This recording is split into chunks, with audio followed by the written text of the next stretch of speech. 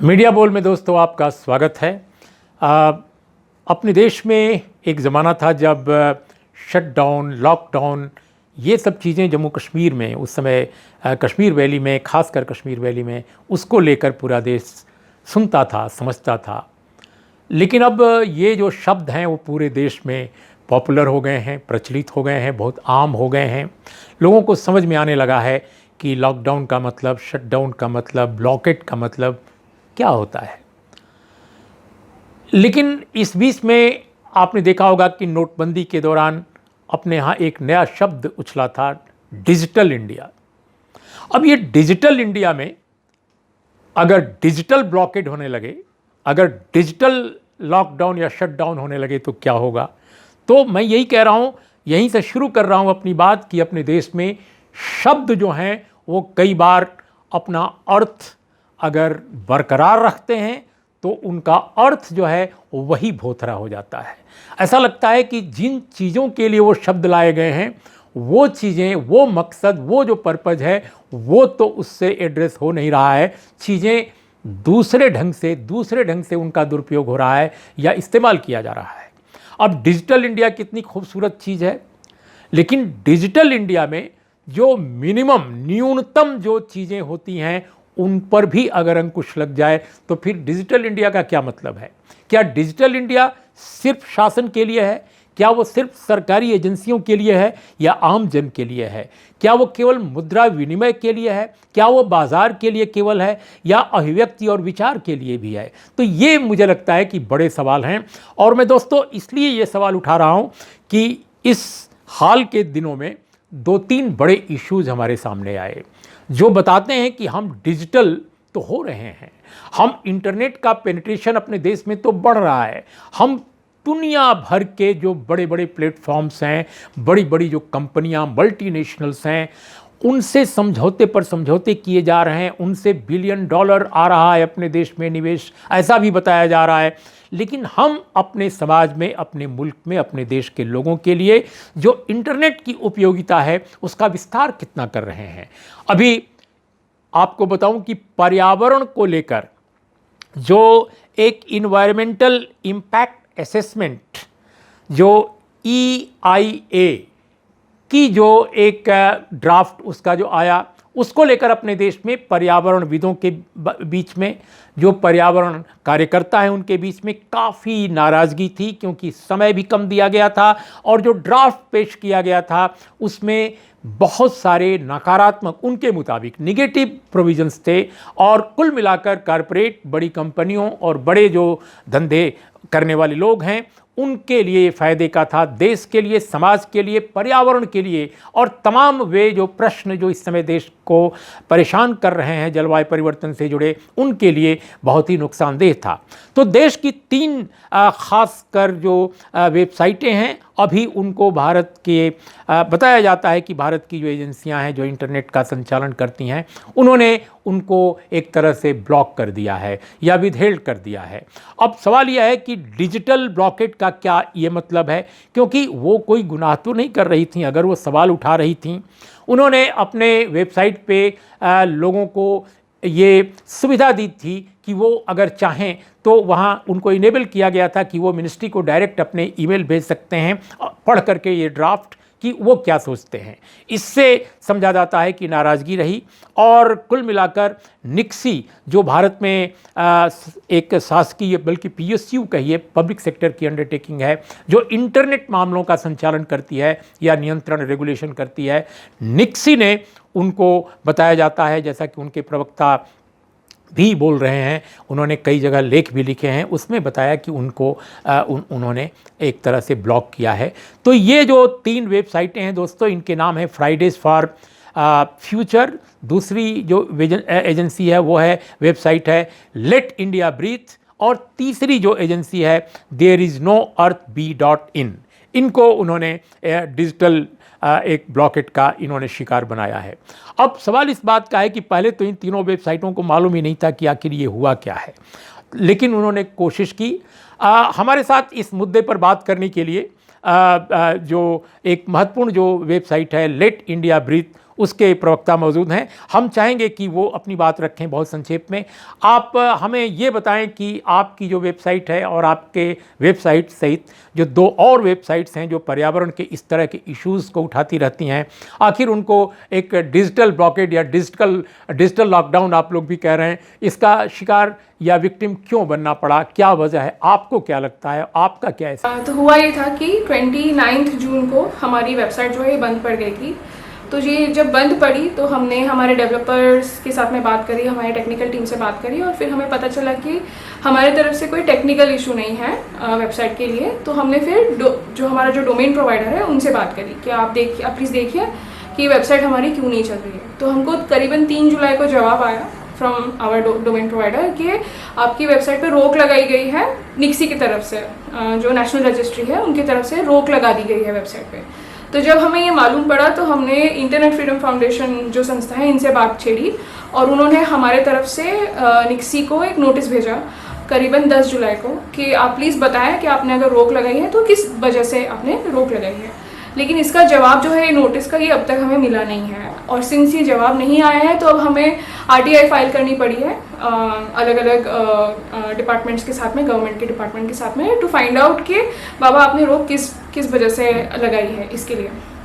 और अब हम उन RTI का जवाब का इंतज़ार कर रहे हैं। रही बात EIA की, तो EIA का जो ये नया ड्राफ्ट निकाला है, EIA 1994 में सबसे पहले लाया गया था कानून, उसके बाद में 2006 में इसको रिप्लेस किया गया था एक ड्राफ्ट से, और अब ये फिर से 2020 में नया तीसरी बार इसको रिप्लेस करके नया EIA बनाने की एक कोशिश जारी है।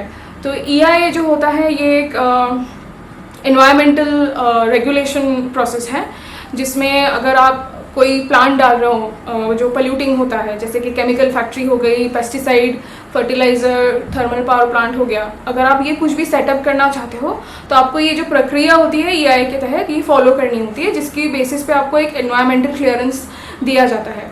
तो इस जो नया ड्राफ्ट है ये क्या कहता है, ये कहता है कि ये जो पूरी प्रक्रिया है इसको कमज़ोर बनाने की एक कोशिश की जा रही है, और इसमें जो नया एक प्रोविज़न डाला गया है which is called x post facto clearance, meaning कि आप जो प्रक्रिया आपको पहले करनी होती है आपका प्लांट सेटअप करने के, वही प्रक्रिया आप बाद में करें। मतलब आप प्लांट डाल दीजिए, आप जितने अलग अलग एनवायरमेंटल पर्यावरण के जो कानून है आप तोड़ दीजिए, आप पोल्यूशन कर दीजिए सब, उसके बाद में आपको आप देख लेना, हम देख लेंगे, एनवायरमेंटल क्लियरेंस देखा जाएगा। ऐसी एक ये एक महज एक ही ऐसा एक प्रोविज़न है। दूसरे कई सारे ऐसे प्रोविजंस हैं जैसे कि पब्लिक कंसल्टेशन प्रोसेस जिसको हम कहते हैं। डेमोक्रेसी में ये बहुत एक इम्पॉर्टेंट अहम ये चीज़ है जिसमें पब्लिक के साथ में आप मिलके कानून बनाएं, मिलके पब्लिक के साथ मिलके आप डिसीजन ले।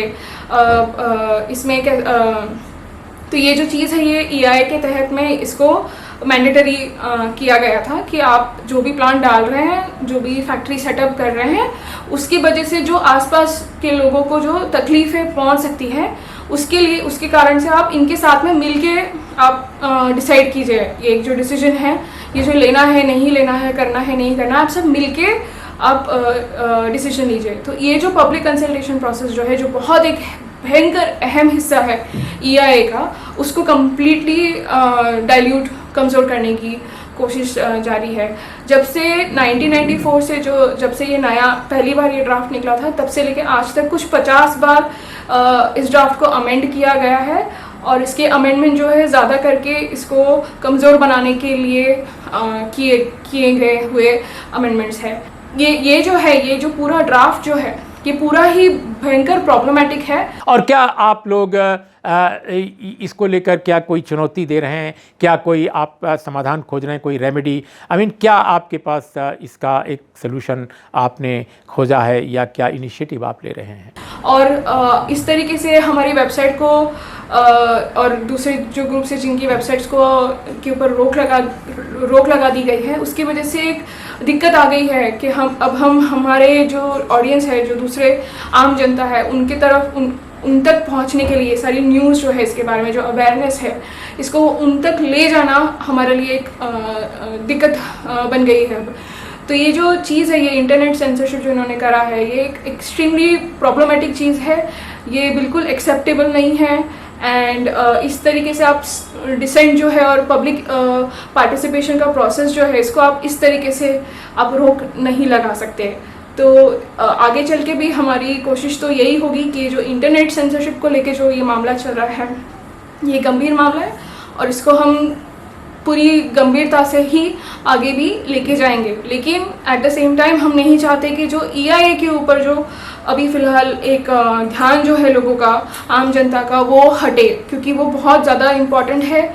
और इसमें वैसे भी हम अकेले नहीं हैं जो इसके खिलाफ लड़ रहे हैं। हमारे साथ कई दूसरे संस्थाएं पूरे देश से हैं, स्टूडेंट यूनियंस है, स्टूडेंट ग्रुप्स है, काफ़ी आम जनता है, सिटीज़न कलेक्टिव्स है, बहुत सारे ग्रुप्स है जो मिल के हम इस चीज़ के लिए हम लड़ रहे हैं। और हमारी कोशिश यही रहेगी कि ये जो हमारी जो जंग है इसके अगेंस्ट ये जारी रहे।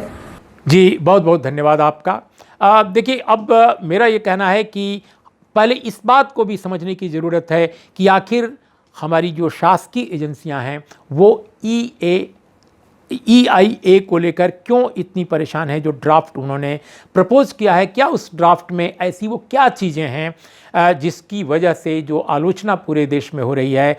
एक तो सबसे बड़ी बात है कि दुनिया भर में जो पर्यावरण के नियम हैं विकसित देशों में, यहाँ तक कि विकासशील मुल्कों में भी बाकायदे वो कानून एक्ट के तहत होते हैं, लेकिन अपने देश में एक नोटिफिकेशन से भी पार्लियामेंट में भी जाने की ज़रूरत नहीं पड़ती है और ये नोटिफाई करके सारे कानून बन जाते हैं।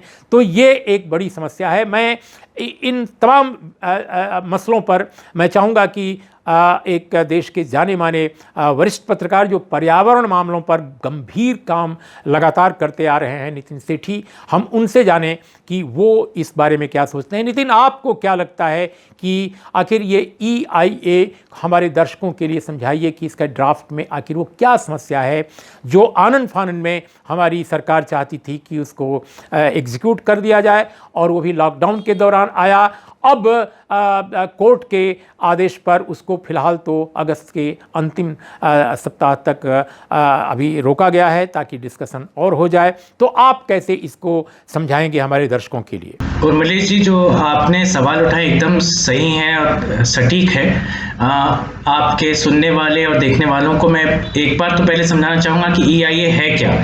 तो EIA या एनवायरनमेंट इम्पैक्ट असेसमेंट, कोई भी नया इंडस्ट्री आप खड़ी कर रहे हैं, खनन करना चाह रहे हैं, तो उससे पर्यावरण पे फर्क तो पड़ता है।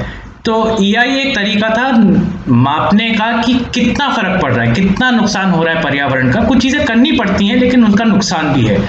EIA एक तरीका था सरकार के पास और लोगों के पास देखने का कि अच्छा, इस प्रोजेक्ट का ये फर्क पर्यावरण पे पड़ेगा, इस फर्क को हम कम से कम कितना कर सकते हैं और क्या इसके बावजूद बहुत हानि होगी। अगर बहुत हानि होगी तो शायद ये प्रोजेक्ट नहीं करना चाहिए। तो ये अकेला एक दस्तावेज है जिसके ऊपर एक पब्लिक हेयरिंग होती है, जहाँ पे इलाके में जहाँ प्रोजेक्ट आ रहा है वहाँ पे, उससे समझ आता है कि इस प्रोजेक्ट का पर्यावरण पे क्या नतीजा होगा। अब सरकार जो करना चाह रही है वो है कि ये EIA का पूरा प्रोसेस जो है इसको थोड़ा ढीला करना चाह रही है। ये कह के कि इससे इंडस्ट्री को बहुत असर पड़ता है, इंडस्ट्रीज बहुत सारी जल्दी नहीं खुल पाती हैं, इसलिए इनको हम बहुत आसान तरीका बना देंगे जिससे इंडस्ट्री जल्दी निकल पाए। और इस समय पे कुछ लोगों का ये भी कहना है कि क्योंकि कोविड के बाद हमारी इकोनॉमी, अर्थव्यवस्था गड्ढे में है, तो उससे निकालने के लिए भी ये बहुत ज़रूरी हो गया है कि पर्यावरण और लेबर के स्टैंडर्ड्स को लो कर दिया जाए। लेकिन हम ये जानते हैं और इस पे बहुत पत्रकार लिख चुके हैं कि पिछले 4-5 साल से ही सरकार हल्के हल्के कुरेद के ये EIA कैसे होगा, किस किस्म से होगा, इसको ढीला करते आई है।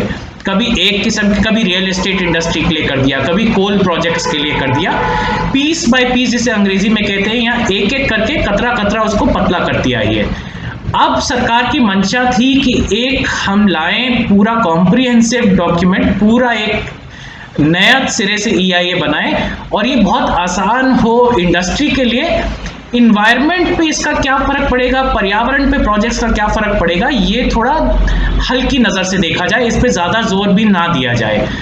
तो जो होता है, सरकार ने, क्योंकि ये अधिनियम के तहत एक रूल्स में बनना था, सरकार ने एक ड्राफ्ट निकाला और जनता के बीच समक्ष रख दिया, बोला कि इस पे आप कुछ दिन में टिप्पणी करके हमें बताइए आपको अच्छा लगता है कि बुरा लगता है और इसमें क्या अच्छा बुरा आपको लग रहा है। लेकिन ये किया गया उस समय पे जब हिंदुस्तान पूरा लॉकडाउन में था, लोग त्रस्त थे, गरीब लोग तो अपने घर भाग रहे थे, किसी तरह पहुंच जाए गांव, बहुत लोगों की नौकरियां जा रही थी, सब लोग असमंजस में थे क्योंकि कोविड नया नया आया था। उस समय पे सरकार ये पब्लिक में ले आई।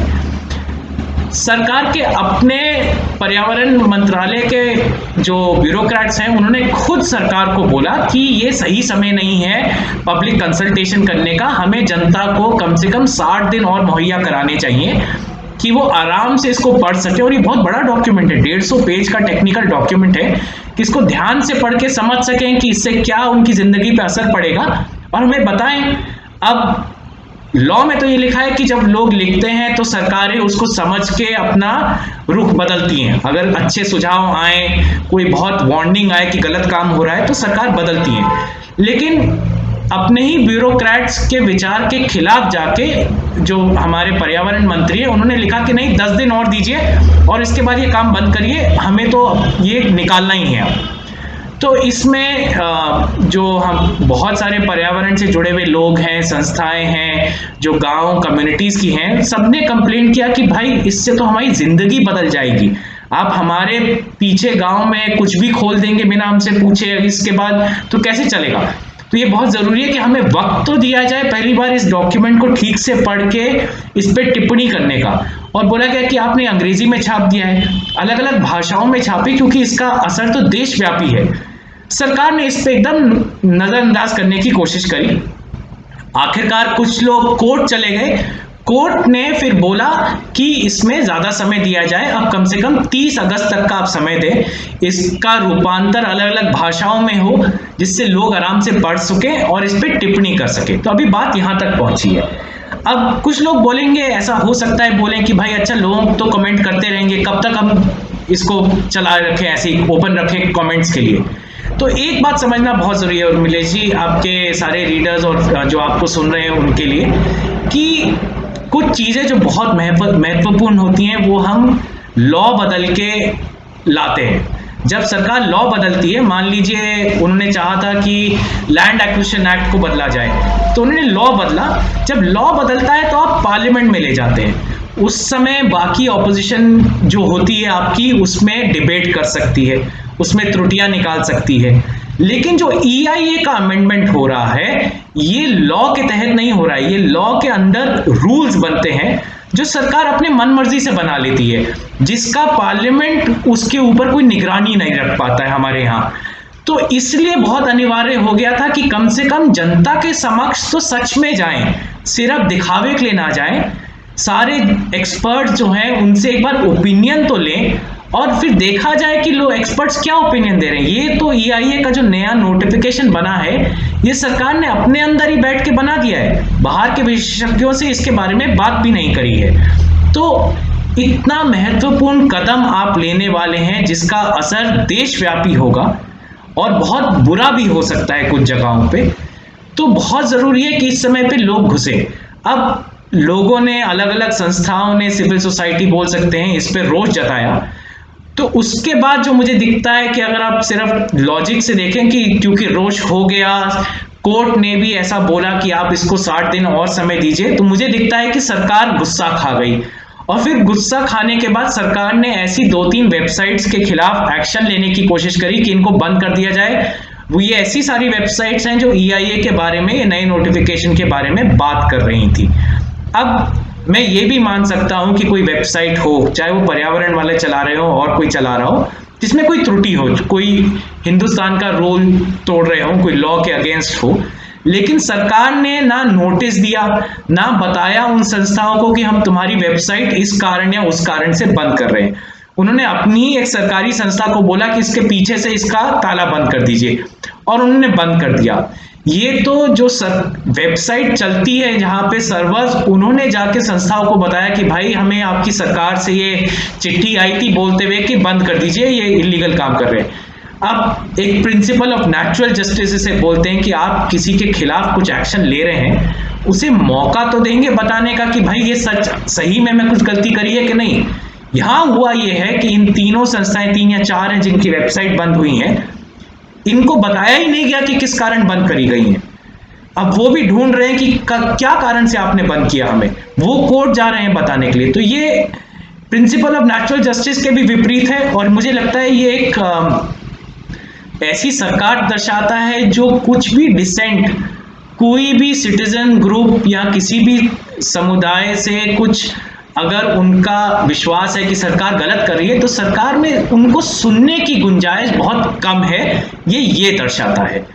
और ये बहुत इस समय पे बहुत खतरनाक है, क्योंकि EIA अपने में एक मात्र तरीका है चेक करने का इस देश में कि जो हमारी प्रोजेक्ट्स अलग अलग किस्म के बनते हैं, चाहे वो हाईवे हो, चाहे वो डैम हो, चाहे वो कोल का खनन हो, चाहे वो इंडस्ट्री आपके घर के पीछे ही लग रही हो, उसका पर्यावरण पे क्या फर्क पड़ने वाला है। और सच ये है कि अभी तक भी हमारे पिछले 8 साल 10 साल का रिकॉर्ड देखें तो ये EIA के प्रोसेस में गलतियां प्रोजेक्ट्स में निकलने के बावजूद 99% प्रोजेक्ट सरकारें आखिरकार पार कर देती हैं, और ये सब सरकारें ऐसे ही करती आई हैं। उसके बावजूद अब इस सरकार को लग रहा है कि फिर डाइल्यूट किया जाए, तो मुझे ये बहुत चिंताजनक लगता है। नितिन, आपको बहुत बहुत शुक्रिया, बहुत बहुत धन्यवाद। और दोस्तों, ये डिजिटल इंडिया में एक दूसरा वाकया जो सामने आया है, और वो बहुत महत्वपूर्ण है। महत्वपूर्ण इस सेंस में है कि ठीक है कि जो भी संक्रामक बीमारियां आती हैं, जो भी आपदा आती है, उस दौरान अगर सूचना के स्तर पर भ्रम फैलाया जाता है, गलत बातें की जाती हैं, मिस इन्फॉर्मेशन कैंपेन चलता है, तो ये बहुत खतरनाक भी हो सकता है। इसलिए अगर शासन ने संक्रमण रोग रोकथाम कानून के तहत, जो बहुत पुराना कानून है, उसके तहत अगर कोई कार्रवाई वो करते हैं तो ये उनका अधिकार है। लेकिन सवाल इस बात का है कि क्या कोई ब्लैंकेट बैन लगाया जा सकता है? क्या लगाया जाना उचित है? फिर आप किसी अखबार, किसी वेबसाइट, किसी भी टेलीविज़न पर इस तरह से आप कर सकते हैं? तो मुझे लगता है कि अभिव्यक्ति की आज़ादी और जो संक्रमण रोग में आपदा को रोकने के लिए जो कानून बने हैं, उनके तहत जो आप प्रावधानों का इस्तेमाल करते हैं, उन दोनों के बीच में सतर्कता ज़रूरी है। यकीनन भारत के सुप्रीम कोर्ट ऑफ इंडिया ने भी हाल के दिनों में ये एक रूलिंग दी, और बहुत महत्वपूर्ण रूलिंग दी उन्होंने। हालांकि उसको लेकर बहुत सारी क्रिटिकल व्यू भी आए, खासकर न्यायिक मंचों से या जो न्यायिक विशेषज्ञ हैं उनकी तरफ से, लेकिन हम उस डिटेल में नहीं जाना चाहेंगे। लेकिन कुल मिलाकर हुआ ये एक नतीजा सामने आया कि हरियाणा में कई ज़िलों में जो सोशल मीडिया प्लेटफॉर्म्स पर सक्रिय पत्रकार हैं, खासकर जो न्यूज़ पोर्टल चलाते हैं, यूट्यूब चैनल के ज़रिए काम करते हैं, वेबसाइटें चलाते हैं, उनको एक तरह से उनका एक ब्लॉकेड हो गया, या लॉकडाउन, उनको कहिए डिजिटल लॉकडाउन हो गया, कि वो इस तरह के इश्यूज़ पर कोई काम नहीं करेंगे, कोई इस तरह का कंटेंट नहीं डालेंगे। शुरू किया गया था कि भाई कोई भ्रामक प्रचार से बचा जाए, कोई गलत बात ना आ जाए, मिस इन्फॉर्मेशन ना आ जाए, जिससे कि लॉकडाउन के दरमियान, कोरोना के दौरान लोगों तक गलत समाचार ना जाए। ठीक है कि भारत सरकार या राज्य सरकारों द्वारा उपलब्ध कराए गए आंकड़ों की रोशनी में ही बातें होनी चाहिए। कोई इस तरह का आंकड़ा नहीं डाला जाना चाहिए जो आंकड़ा अपुष्ट है, अनधिकृत है। हम उसकी बात बिल्कुल सही मानते हैं, सरकार की या कोर्ट की। लेकिन सवाल यह है कि क्या एक ब्लैंकेट बैन लोकतंत्र में, डिजिटल इंडिया में क्या वाजिब है, वो भी कई ज़िलों में एक साथ? इस पर एक शुभ समाचार यही है कि पंजाब और हरियाणा हाई कोर्ट ने, माननीय हाई कोर्ट ने इस पर जो पिटीशन दायर किया था एक न्यूज़ पोर्टल ने करनाल के, उस पर उन्होंने एक तरह से जो ब्लैंकेट बैन लगाया था हरियाणा के डिप्टी कमिश्नर्स ने कई जगहों पर, उसमें करनाल के कॉन्टेक्स्ट में उन्होंने रूल किया है, उन्होंने रूलिंग दी है, उन्होंने एक जजमेंट दिया है कि उसको स्टे करते हुए कहा है कि 14 अगस्त को अगली सुनवाई इस मामले में माननीय कोर्ट करेगा। तो मैं समझता हूं कि ये फिलहाल एक शुभ समाचार है, और मुझे विश्वास है कि हरियाणा सरकार भी, हरियाणा के जो डिप्टी कमिश्नर्स हैं कई जगहों के, जो जिला मजिस्ट्रेट होते हैं, वो भी इस बात पर विचार करेंगे कि एक नागरिक आज़ादी का भी प्रश्न है, अभिव्यक्ति की आज़ादी का प्रश्न है। मान लीजिए किसी अस्पताल में कहीं कोताही की जा रही है, कहीं आम नागरिकों के साथ बहुत ही दुर्व्यवहार किया जा रहा है। भारत सरकार और हरियाणा सरकार द्वारा निर्धारित जो फीस है, जो निर्धारित जो मानदंड हैं, उनका खुला उल्लंघन किया जा रहा है। इससे जन की, धन की, देश की, समाज की, प्रदेश की क्षति हो रही है। तो अगर कोई डिजिटल प्लेटफॉर्म, कोई न्यूज़ पोर्टल, कोई यूट्यूब चैनल चलाने वाले लोग अगर इस पर अपनी प्रतिक्रिया जाहिर करते हैं एक प्रोग्राम के जरिए, रिपोर्ट के जरिए, कमेंट के जरिए, तो आखिर इन चीज़ों पर केवल इसलिए कैसे ब्लैंकेट बैन लगाया जा सकता है कि कोर्ट ने कभी कहा या कोर्ट ने किस कॉन्टेक्स्ट में कहा, उसको भी नज़रअंदाज अगर कर दिया जाए बिल्कुल, और एक तरह से एक तरफा बैन लगा दिया जाए, तो मैं नहीं समझता कि कानून का ये सही पालन होगा। कानून का पालन होना चाहिए, लेकिन संविधान की अवहेलना भी नहीं होनी चाहिए। अभिव्यक्ति की आज़ादी को अक्षुण्ण रखते हुए मैं समझता हूँ कि कानून का पालन होना चाहिए दोस्तों। और ये दो बातें ज़रूर मैं आपके साथ शेयर करना चाहता था। और तीसरी बात जो चलते चलते दोस्तों, कि अपने देश में डिजिटल इंडिया जिसको हम आजकल बहुत शौक से कहते हैं, अगर देखा जाए तो जो इंटरनेट में जो शटडाउन, इंटरनेट को डिस्कनेक्ट करना, इंटरनेट को जो बिल्कुल उसकी गतिविधियों पर एक प्रतिबंध लगाना, इसका जो रिकॉर्ड है वो लॉन्गेस्ट शटडाउन ऑफ इंटरनेट, वो मैं समझता हूँ कि वैश्विक रिकॉर्ड भारत ने बना दिया है। जम्मू कश्मीर में ही केवल नहीं, मैं समझता हूँ कि भारत में कोई भी ऐसा राज्य नहीं है, आई थिंक पांडिचेरी, गोवा और केरला को अगर छोड़ दिया जाए, इन 3 राज्यों को अगर छोड़ दिया जाए, तो कमोबेश भारत के हर एक राज्य में, हो सकता है 1-2 राज्य मैं भूल करके छोड़ रहा हूँ गलती से, लेकिन मैंने देखा जितना भी ये 3 राज्यों को अगर छोड़ दिया जाए, तो भारत के हर एक राज्य में कभी न कभी जो इंटरनेट का जो शटडाउन है वो लगातार बीच बीच में होता रहा है। और जम्मू कश्मीर ने तो वैश्विक रिकॉर्ड कायम किया। कभी 125 दिन का रिकॉर्ड हुआ, कभी 133 दिन का रिकॉर्ड हुआ, यहाँ तक कि लद्दाख जो अब एक यूनियन टेरिटरी है, वहाँ भी करगिल जो उनका क्षेत्र है, वहाँ 121 दिनों तक इंटरनेट जो है बंद रहा। दार्जिलिंग में जो पश्चिम बंगाल में आता है, वहाँ भी 100 दिन तक बंद रहा। तो देखिए, शटडाउन आप इंटरनेट का करते हैं, जैसे हमको याद है बेंगलुरु में एक बार शटडाउन किया गया था, और वो ज़रूरी था क्योंकि सांप्रदायिक विद्वेष पैदा किया जा रहा था कुछ वेस्टेड इंटरेस्ट द्वारा। हम शटडाउन के बिल्कुल ये मैं नहीं कह रहा हूँ कि आप उसको कभी आप न कीजिए, कभी ज़रूरत के हिसाब से किया जा सकता है, लेकिन इतना लंबा शटडाउन इस तरह का बिना किसी लॉजिक के, मैं समझता हूँ कि भारत जो रिकॉर्ड कायम किया है इंटरनेट शटडाउन में, वो भी नागरिक अधिकार के हिसाब से, डिजिटल इंडिया के जो आपके जो स्वप्न हैं, जो आपका मकसद है, और कुल मिलाकर जो इंटरनेट के ज़रिए जो तमाम जो आप विनिमय करना चाहते हैं, आदान प्रदान करना चाहते हैं, चाहे बाज़ार का हो, चाहे आचार का हो, चाहे विचार का हो, उसको बाधित करने वाली परिघटना है। तो मैं समझता हूँ कि शासन को, मीडिया को, ब्यूरोक्रेसी को और न्यायपालिका, ये सबको इन विषयों पर बहुत गंभीर चिंतन मनन करने की ज़रूरत है, जिससे अपने देश के जनतंत्र को हम ज़्यादा सुसंगत, ज़्यादा व्यवस्थित और ज़्यादा बेहतर पारदर्शी बना सकें। इन शब्दों के साथ आज बस इतना ही। नमस्कार, आदाब, सत श्री अकाल।